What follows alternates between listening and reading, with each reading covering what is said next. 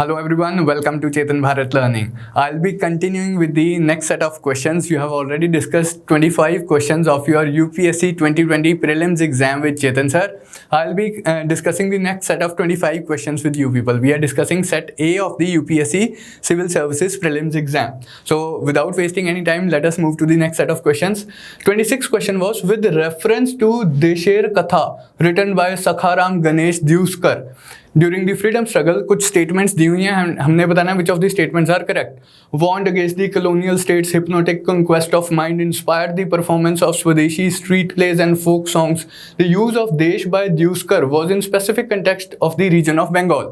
Now if you like look at the question per se कि इतनी ज़्यादा हमने हिस्ट्री पढ़ी, कभी भी हमने इसके बारे में तो पढ़ा ही नहीं, इतनी मुश्किल हिस्ट्री आ गई पेपर में. लेकिन फिर भी like we have to extract marks from the paper कि कुछ ना कुछ करके हम किस तरह से +2 करवा लें, अपने किस तरह से +2 करवा लें. यही थोड़े थोड़े मार्क्स करके ही कट ऑफ तक हमें लेके जाते हैं. तो इस क्वेश्चन में अगर देश के कंटेक्स्ट में कोई बुक लिखी गई है during the freedom struggle, now even if you don't know like what could be your approach in this question, के use of the term Desh was in the specific context of region of Bengal. This seems to be most inappropriate option. कि freedom struggle में like already India had like freedom struggle was being carried on in different parts of India and जो freedom struggle के leaders थे वो एक देश का concept पूरे देश को आज़ाद करवाना चाहते थे. तो this book was written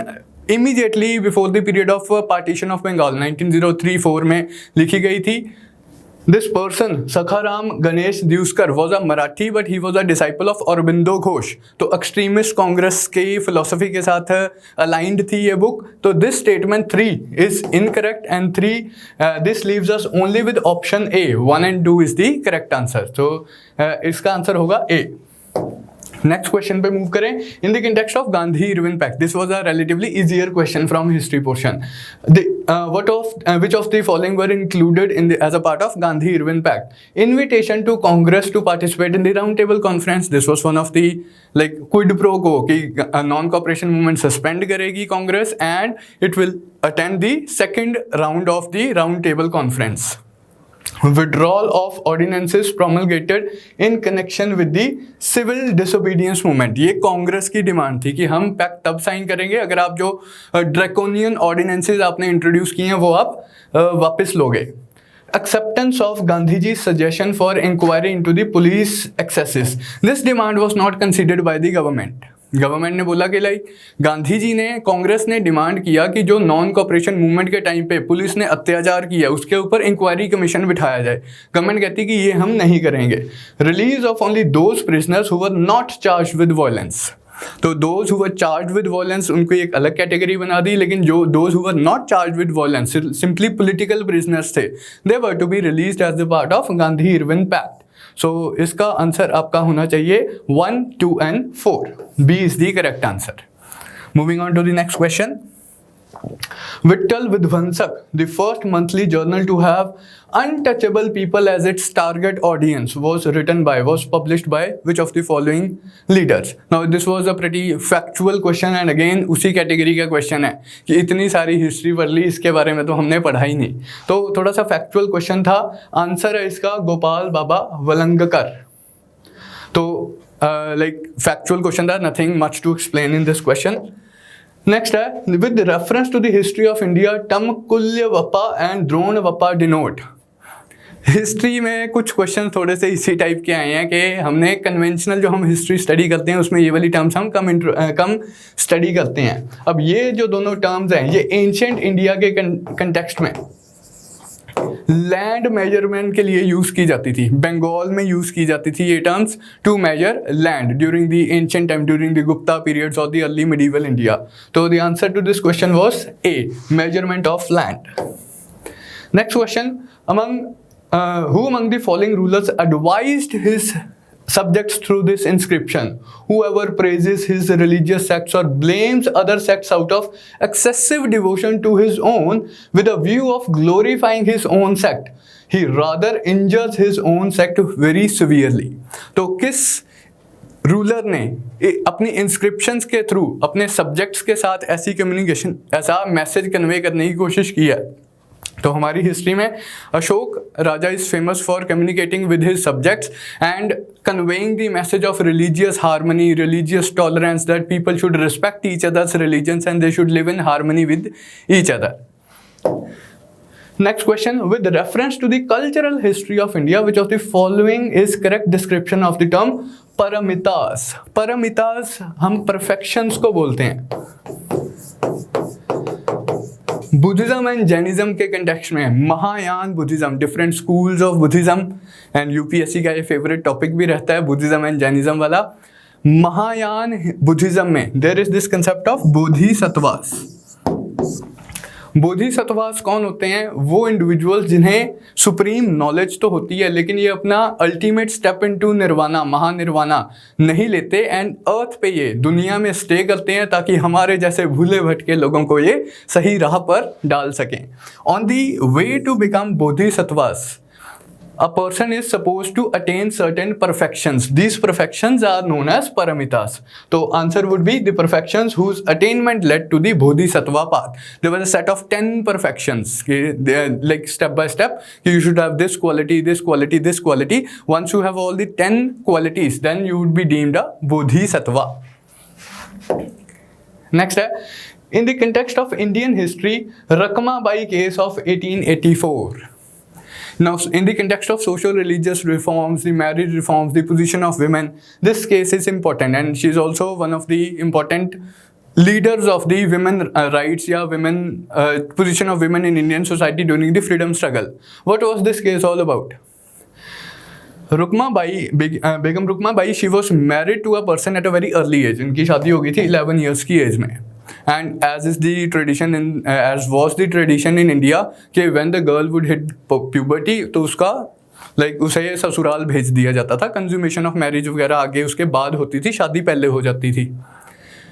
अब जब इनकी वो एज आई, कंज्यूमेशन ऑफ मैरिज का टाइम आया, लेकिन इनके father was against this thing.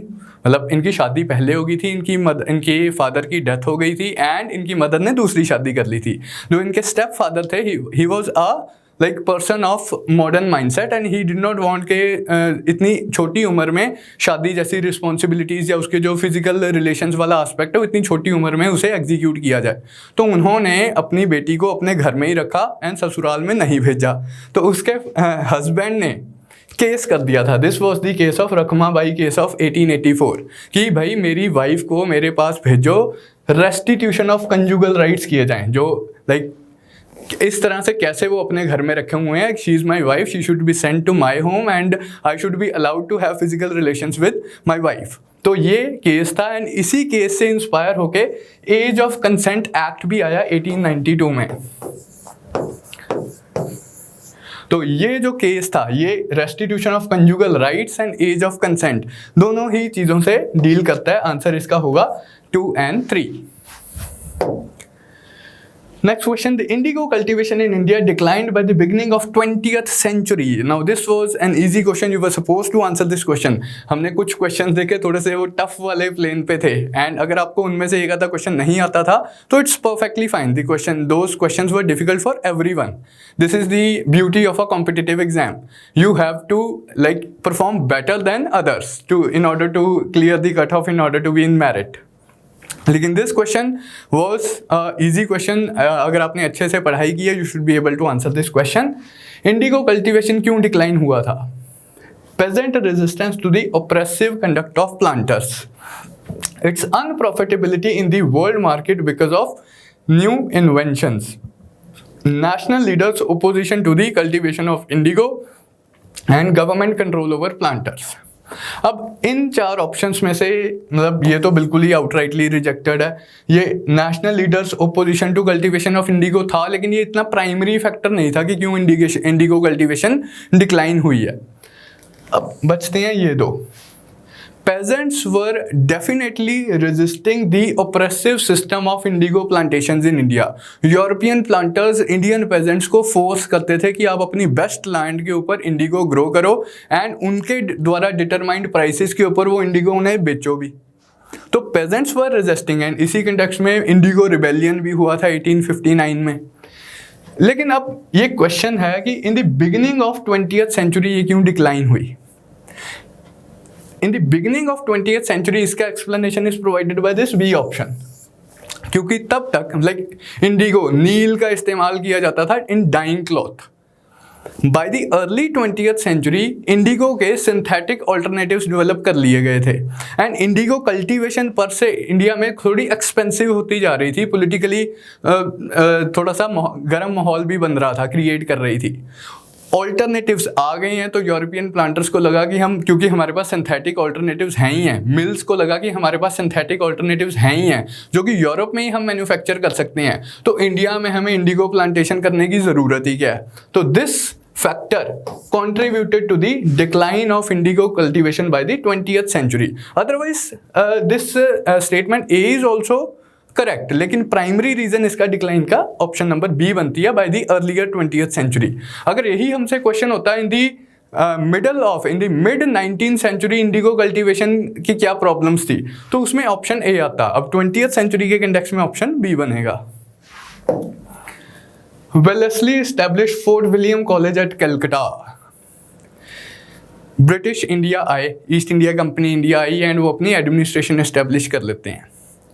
अब इंडिया की एडमिनिस्ट्रेशन को रन करने के लिए इन्हें एक बॉडी ऑफ एडमिनिस्ट्रेटर्स भी चाहिए, एक ऐसे सिविल सर्वेंट्स चाहिए जो कि इंडिया को गवर्न करेंगे ईस्ट इंडिया कंपनी के बिहाफ पे। अब उन लोगों को इंडियन कस्टम्स में, इंडियन ट्रेडिशंस में या इंडियन सिस्टम से थोड़ा सा अक्वेंट करवाने के लिए कुछ ट्रेनिंग देने की ज़रूरत है। इस ऑब्जेक्टिव के साथ लॉर्ड वेलेस्ली ने ये फोर्ट विलियम कॉलेज इस्टेब्लिश किया था। तो इसका आंसर होना चाहिए he wanted to train British civilians for the administrative purpose in India. तो इसका आंसर है डी, 34th का डी। Next question, with reference to the history of India, Ulgulan or the Great Tumult is the description of which of the following events? ये भी I believe a relatively easier question था। Munda Ulgulan, like when we study tribal revolts, Santhal Hul, one of the most important revolts in the pre-1857 period, and Munda Ulgulan, one of the very important tribal revolts in the post-1857 period हम study करते हैं। तो इसीलिए like ये terms Hul या Ulgulan basically they mean revolt only, लेकिन संथल्स अपनी revolt को हूल बोलते थे, इसी तरह मुंडाज अपनी रिवोल्ट को उलगुलन बोलते थे। तो इसी तरह से हम ये लाइक इन रिवोल्ट्स के बारे में याद रखते हैं। तो आंसर वुड बी इसका Birsa Munda's revolt of 1899 and 1900। With reference to scholars या literature of the ancient India consider the following. तो again cultural history point of view से हमें क्वेश्चन आया। Panini is associated with Pushyamitra Shunga. Panini को फर्स्ट ग्रामेरियन बोलते हैं हम। इसने अष्टाध्यायी लिखी है पाणिनि ने, which is considered as the first Sanskrit grammar, जिन्होंने rules of Sanskrit grammar enumerate किए हैं। एंड ये Ashtadhyayi book 6th century BC के आसपास महाजनपदास वाले पीरियड में लिखी गई है। तो Panini is associated with Pushyamitra Shunga. क्या ये स्टेटमेंट ट्रू होनी चाहिए या फॉल्स? पुष्यमित्र शुंगा तो पोस्ट मौर्यन पीरियड में आए थे, मौर्यास की डिक्लाइन के बाद शुंगा डायनेस्टी आई थी। तो ये स्टेटमेंट हमारी इनकरेक्ट हो जाएगी। तो ये ऑप्शन तो आप एलिमिनेट कर दो, बचे हैं 2। Amar Simha is associated with Harshvardhan. Amar Simha was one of the 9 gems of Chandragupta two Vikramaditya. Amar Simha again ये भी ग्रामेरियन है। एंशिएंट हिस्ट्री में 3 ग्रामर्स इंपॉर्टेंट है संस्कृत की, एक तमिल की ग्रामर इंपॉर्टेंट है। तो पहली तो यही है पाणिनि की अष्टाध्यायी, दूसरी है पतंजलि की महाभाष्य जो पोस्ट मॉडर्न पीरियड में लिखी गई है, तीसरी है अमर कोश रिटन बाय अमर सिम्हा, ये गुप्ता पीरियड में लिखी गई है। तो हर्षवर्धन के वजह से ये आंसर भी गलत हो जाएगा। नेक्स्ट है Kalidasa is associated with Chandragupta two. तो he was also one of the gems. दोनों ही Amar Simha and Kalidasa they were 2 of the gems of Vikramaditya's court, Chandragupta two's court. तो आंसर इसका होगा सी। क्लियर है। नेक्स्ट अब हम आते हैं साइंस के क्वेश्चंस पे। तो in the context of recent advances in human reproductive technology, pro nuclear transfer is used for. Lately आपने शायद 3 पेरेंट बेबीज या माइट्रोकॉन्ड्रियल डिजीजेस के बारे में सुना होगा कि and how in vitro fertilization can help into that, how the nuclear technology can help into that. तो उस केस में इसका आंसर होना चाहिए D, the prevention of mitochondrial diseases in the offsprings. हमने एक लेट्स से कि मदर एंड फादर से फर्टिलाइजेशन करवा दिया, लेकिन उस बच्चे का कोई जेनेटिक डिसऑर्डर है, तो उस केस में क्या करते हैं कि एक डिफेक्टिव जाइगोट से या डिफेक्टिव ऑफस्प्रिंग से न्यूक्लियस निकाल लिया जाता है जहां पर जेनेटिक डिसऑर्डर है, एंड दूसरा न्यूक्लियस इंट्रोड्यूस कर दिया जाता है, pro nuclear transfer. It is used in the prevention of mitochondrial diseases in the offspring. Next question, with the present state of development, artificial intelligence can effectively do which of the following? Bringing down electricity consumption in industrial units, बिल्कुल जी, efficiency introduce करेगी, create meaningful short stories and songs. As of today, with the present state of development, ये creative काम अभी artificial intelligence से हम नहीं कर पा रहे हैं। मीनिंगफुल शॉर्ट स्टोरीज, ये like it is not possible to do this thing with the artificial intelligence. Disease diagnosis कर सकती है, text से speech conversion कर सकती है, wireless transmission of electrical energy अभी again with the present state of technology artificial intelligence से इसे नहीं किया जा सकता है। तो आंसर इसका बनना चाहिए 1, 3 and 4। तो B is the correct answer।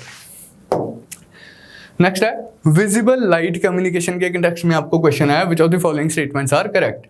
VLC uses electromagnetic spectrum of the wavelengths 375 to 780। मोटा सा हम विजिबल लाइट के स्पेक्ट्रम की अगर बात करें 400 to 700 या इस तरह से हम याद रखते हैं, तो 375 से 780 थोड़ा सा प्रिसाइसली दिया हुआ था, तो this is the exact spectrum, portion of spectrum that is used in the visible light communication, the communication using the visible light. VLC is also known as long range optical wireless communication।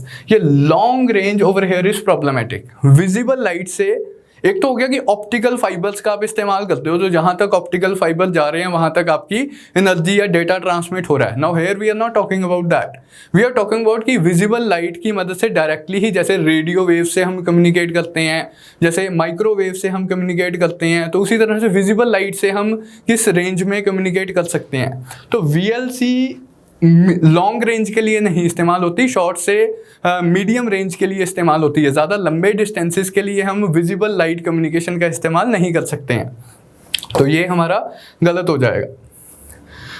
VLC can transmit large amounts of data faster than Bluetooth. वो तो है ही है, Bluetooth तो radio waves का इस्तेमाल करता है, उसमें कम डेटा ट्रांसफ़र हो सकता है। VLC has no electromagnetic interference, ये भी ट्रू है। तो इसका आंसर हो जाएगा हमारा 1, 3 and 4 C।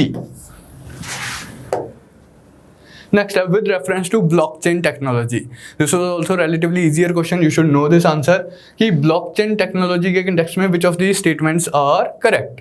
It is a public ledger that everyone can inspect but no single user controls। यही तो इसका सबसे बड़ा प्लस पॉइंट है कि एवरीवन कैन, इसे कहते हैं ना कि इससे अगर कोई चेंजेस है सिक्योरिटी के लिए ज़्यादा एफिशिएंट रहता है। ये बिटकॉइंस वगैरह इसकी मदद से बनाए जाते हैं, क्रिप्टो करेंसी बनाई जाती है। लेटली न्यूज़ में रहा था, चेतन सर ने करवाया भी था कि इलेक्शंस वाले सिस्टम में उसकी ऑथेंटिसिटी को इंस्पेक्ट करने के लिए हम इसका इस्तेमाल करने के बारे में सोच रहे हैं।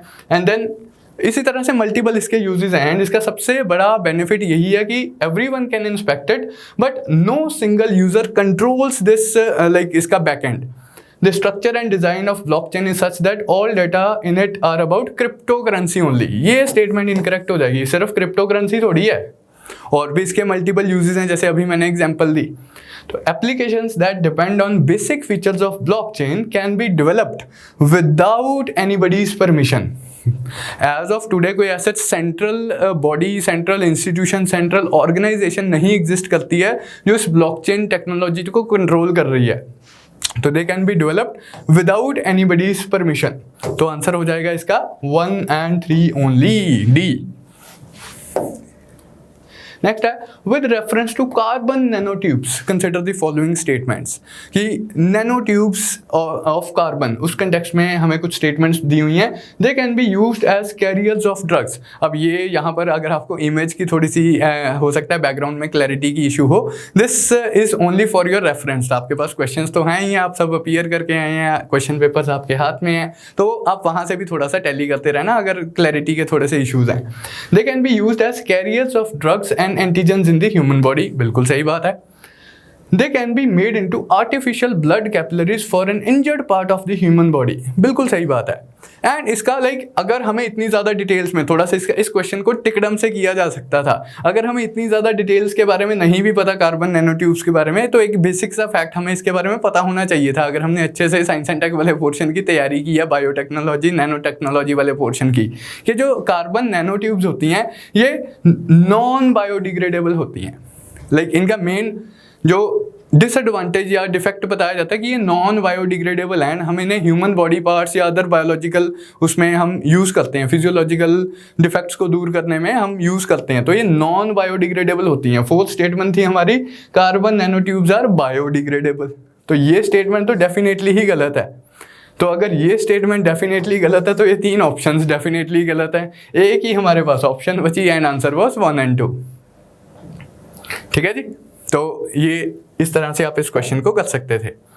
नेक्स्ट क्वेश्चन, ड्रोन्स के कंटेक्स्ट में क्वेश्चन था। At present level of technology which of the above activities can be successfully carried out using drones? Spraying of pesticides on a crop field, ये तो बहुत ही ऑब्वियस है, I think everybody of you would be able to relate कि ये तो किया जा ही सकता है। Inspecting the craters of active volcano, active volcano, it can explode anytime, it has the hot lava boiling underneath its surface, उसके crater को इंस्पेक्ट करना है। तो ह्यूमंस जाएंगे तो इतने हैवी टेम्परेचर वो बियर नहीं कर सकते, इतना हाई टेम्परेचर वो बियर नहीं कर सकते, लेकिन ड्रोन्स की मदद से तो ये इजीली किया जा सकता है। जो हम से के स्पेस क्राफ्ट के लिए मटेरियल्स का इस्तेमाल करते हैं, हीट टॉलरेंट या आउटर स्पेस में हाई सोलर एनर्जी को बियर करने के लिए जो मटेरियल होते हैं, उन मटेरियल्स का इस्तेमाल करके अगर हम ड्रोन्स बनाएंगे तो एक्टिव वोल्केनोस के क्रेटर्स को भी हम एनालाइज कर सकते हैं, वहाँ से भी उनको भी हम इंस्पेक्ट कर सकते हैं। ये भी बात बिल्कुल ठीक है। Collecting breath samples from spouting whales for DNA analysis, अब ये थोड़ा सा वो क्वेश्चन था कि पेपर में अब एज सच एक छोटी सी वो थी कि 2017-18 में ऐसा हुआ है कि वेल्स के जो ब्रेथ एनालिसिस के लिए ड्रोन्स का इस्तेमाल किया गया है, लेकिन आई एग्री कि पेपर के माहौल में ये गेस कर पाना अगर आपको प्रायर इन्फॉर्मेशन नहीं है थोड़ा सा ट्रिकी हो जाता कि कैसे तो इतनी वेल्स की मूवमेंट्स को भी मॉनिटर करना है एंड देन जब वो अपने ब्रेथ रिलीज करेंगी उसके सैंपल्स को उसी एग्जैक्ट मोमेंट पे कलेक्ट करना। But this has already been done in the foreign countries in 2017-18, this was in news. तो तीनों ही चीज़ें ड्रोन्स की मदद से की जा सकती हैं। इसका आंसर है 1, 2 and 3।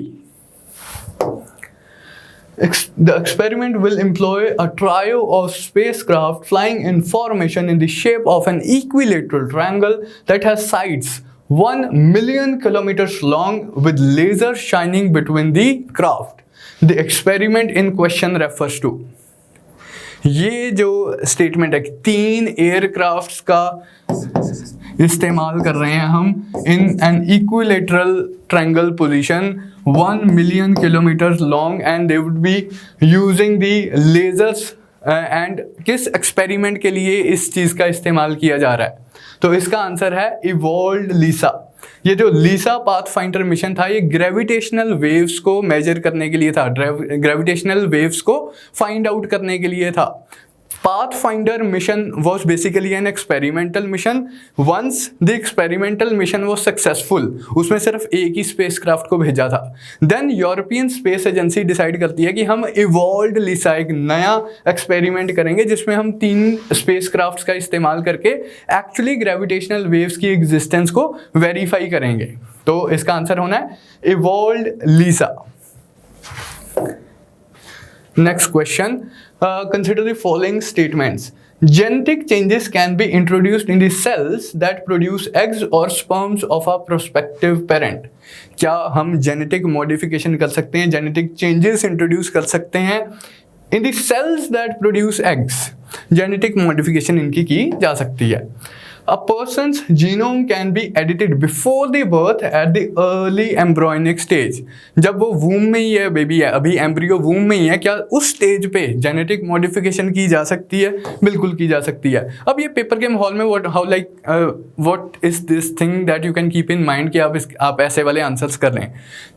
बायोटेक्नोलॉजी, ये जो जेनेटिक मॉडिफिकेशन वाली टेक्नोलॉजी है, ये इतनी आजकल एडवांस हो चुकी है कि काफ़ी most of the things can be done. जो ह्यूमन जेनेटिक चेंजेस है, they can be made at any stage. तो एग्स को या स्पर्म्स को या उनको बनाने वाले सेल्स को जेनेटिकली मॉडिफाई किया जा सकता है, एम्ब्रॉयनिक स्टेज पे जेनेटिकली मॉडिफाई किया जा सकता है। तो ये these things are possible. Human induced, now this was again a tricky part. Human induced pluripotent stem cells can be injected into the embryo of a pig. इस context में भी ऑलरेडी एक्सपेरिमेंट किया जा सकता है to bypass the difficulty of arranging donors या arranging not the donors but the let's say जहाँ वो ट्रांसफ़र करना है हमने स्टेम सेल्स को, उसकी एब्सेंस की वजह से उसे बाईपास करने के लिए इवन पिग्स के साथ एक्सपेरिमेंट किया है कि human induced pluripotent stem cells they can even be introduced in the embryo of a pig. तो ये स्टेटमेंट भी आपका ट्रू रहेगा। तो तीनों चीज़ें क्योंकि की जा सकती हैं, इसका आंसर है 1, 2 and 3। नेक्स्ट है न्यूमोकोकल कंजुगेट वैक्सीन के कंटेक्स्ट में क्वेश्चन है। ये लेटली ही इंडिया के यूनिवर्सल इम्यूनाइजेशन प्रोग्राम का पार्ट इंक्लूड कर ली गई हैं। इसे what is the importance of introducing this vaccine in the UIP of India? These vaccines are effective against pneumonia, meningitis as well as sepsis। बिल्कुल सही बात है। फिर इनका एक बहुत मेजर एडवांटेज क्या है कि हम इन डिजीज मेनिंजिटिस एंड न्यूमोनिया के लिए, एक पर्टिकुलर टाइप ऑफ न्यूमोनिया के लिए, लंग डिजीज़ के लिए हम जिन ड्रग्स का इस्तेमाल करते हैं, those drugs are not being effective. Reason है उसका antibiotic resistance, drug resistant bacteria. कुछ जो आजकल बैक्टीरिया हैं वो ड्रग्स हमारे उनके ऊपर एक्ट नहीं कर रहे हैं। तो अगर हम इस वैक्सीन का इस्तेमाल कर लेंगे तो उसके जो ड्रग रेजिस्टेंट बैक्टीरिया की वजह से जो इन्फेक्शंस हो रही हैं उन्हें हम कम कर सकते हैं। तो वैक्सीन्स इस चीज़ को ओवरकम करती हैं। These vaccines have no side effects and cause no allergic reactions। ये वन ऑफ द डिसएडवांटेजेस है यूआईपी में इसको इंट्रोड्यूस करने का, पीसीवी को इंट्रोड्यूस करने का, न्यूमोकोकल कॉन्जुगेट वैक्सीन के। इनके कुछ साइड इफेक्ट्स होते हैं एंड एलर्जिक रिएक्शंस भी ये कॉज करते हैं। तो ये स्टेटमेंट आपकी इनकरेक्ट हो जाएगी। 1 and 2 are correct. Next question. In India, the term public key infrastructure is used in context of. This was an easy question. Digital India के context में हम इस चीज़ को पढ़ते हैं, डिजिटल सिक्योरिटी इंफ्रास्ट्रक्चर। जो डिजिटल सिग्नेचर वगैरह ये इस तरह की जो चीज़ें हैं जिस डेटाबेस में वो रखी जाती हैं, जैसे वो बनाई जाती हैं, तो उसके लिए हम यूज़ करते हैं वर्ड पब्लिक की infrastructure in context of digital security infrastructure. Next है Which of the following statements are correct regarding the general differences between plant and animal cells? बिल्कुल बेसिक जनरल साइंस से हमें क्वेश्चन आया। School में हम इन चीज़ों के बारे में पढ़ते थे। डायरेक्ट क्वेश्चन, मतलब काफ़ी टाइम के बाद देखने को मिला कि यूपीएससी ने इतनी बेसिक साइंस से भी क्वेश्चन पूछा है। Plant cells have a cellulose cell walls while animal cells do not। ये one of the main differences हम करते हैं plant cells and animal cells के बीच में, कि उनको एक सेल वॉल होती है, रिजिड रेक्टेंगुलर सा स्ट्रक्चर होता है प्लांट सेल का, which is provided by a cell wall made of cellulose.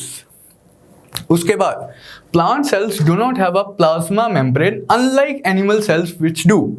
Now, every cell is bounded by cytoplasm in a cell is bounded by a plasma membrane या cell membrane, चाहे वो animal cell है चाहे वो plant cell है।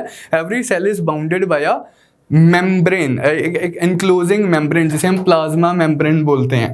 तो ये तो plant cells में भी होती है, animal cells में भी होती है, लेकिन इस statement में ऐसा नहीं लिखा है, तो ये statement हमारी incorrect हो जाएगी। तो 2, 2, 2 जिसमें है 1 and 3 हमारा आंसर हो गया। वह फिर भी पढ़ लेते हैं। Mature plant cells have only 1 large vacuole while the animal cells have many small vacuoles. तो ये भी वन ऑफ द स्टेटमेंट्स है which is correct. Which of the following are the reasons या factors for exposure to benzene pollution? Benzene is an organic compound, volatile organic compound का pollution हम study करते हैं। उस context में benzene is one of the pollutants। तो benzene pollution या VOC pollution किस तरह से हो सकता है? ऑटोमोबाइल एग्जॉस्ट, पेट्रोकेमिकल से जो भी हम फ्यूल्स वगैरह डिराइव करते हैं उसका वन ऑफ दी कॉन्स्टिट्यूएंट्स, उसके जो इम्प्योरिटीज होते हैं उसमें वॉलेटाइल ऑर्गेनिक कंपाउंड्स होते हैं इंक्लूडिंग बेंजीन। तो this is one of the reason या sources of the benzene pollution. Tobacco में वॉलेटाइल ऑर्गेनिक कंपाउंड्स होते हैं including benzene, one of the source of the benzene pollution. Wood burning में भी है, यूजिंग वार्निश्ड वुडन फर्नीचर, जो हम पॉलिशिंग वगैरह यूज़ करते हैं, वार्निशेस यूज़ करते हैं वुडन फर्नीचर के लिए, वहाँ भी वॉलेटाइल ऑर्गेनिक कंपाउंड्स रिलीज होते हैं, बेंजीन पोल्यूशन कॉज होता है। एंड इसके लिए हम ऑफ गैसिंग टर्म यूज़ करते हैं कि फर्नीचर से ऑफ गैसिंग होती है, कि कुछ वॉलेटाइल ऑर्गेनिक कंपाउंड्स रिलीज किए जाते हैं, या आउट गैसिंग भी बोलते हैं उसे, कि कुछ volatile compounds, volatile gases release की जाती हैं। तो ये भी होना चाहिए। Using products made of polyurethane, ये इसकी फॉर्म वगैरह हम यूज़ करते हैं, तो उस केस में भी बेंजीन पॉल्यूशन होता है। तो इसका आंसर डी हो जाएगा 1, 2, 3 and 4। Next, if another global financial crisis happens in the near future, which of the following actions are most likely to give some immunity to India?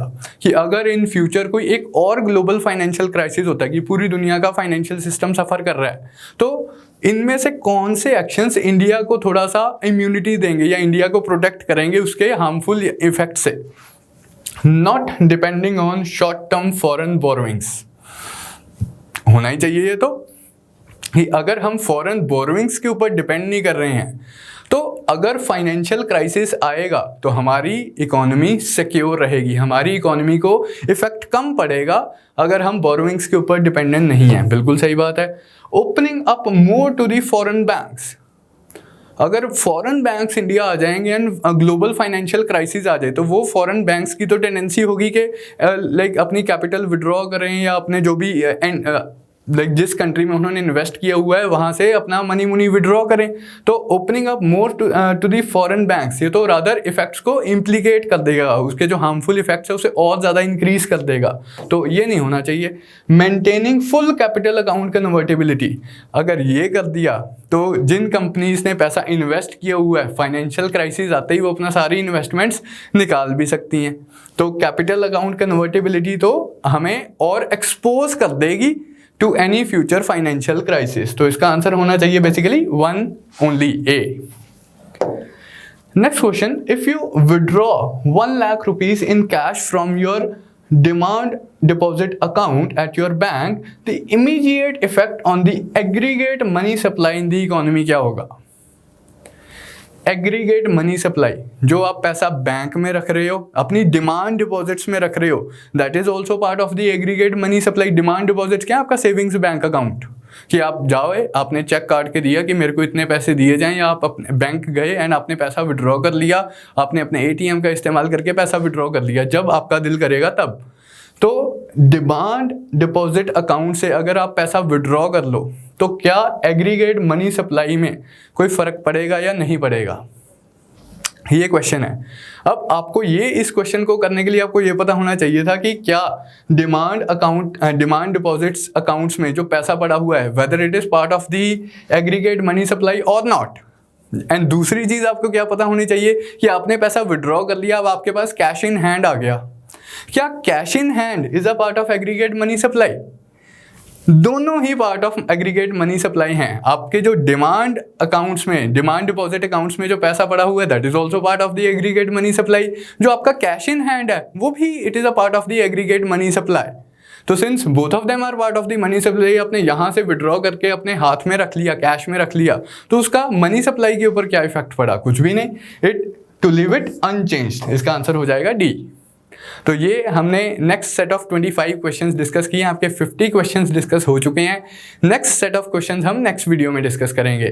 तब तक के लिए आई होप कि आपने अच्छा परफॉर्म किया होगा। आप अपने बाकी के आंसर्स वगैरह मार्क कर सकते हैं, आप यही क्वेश्चंस आप अपने टैली कर सकते हैं। तो I will be seeing you in the next video when will be discussing next set of questions. Thank you from my side.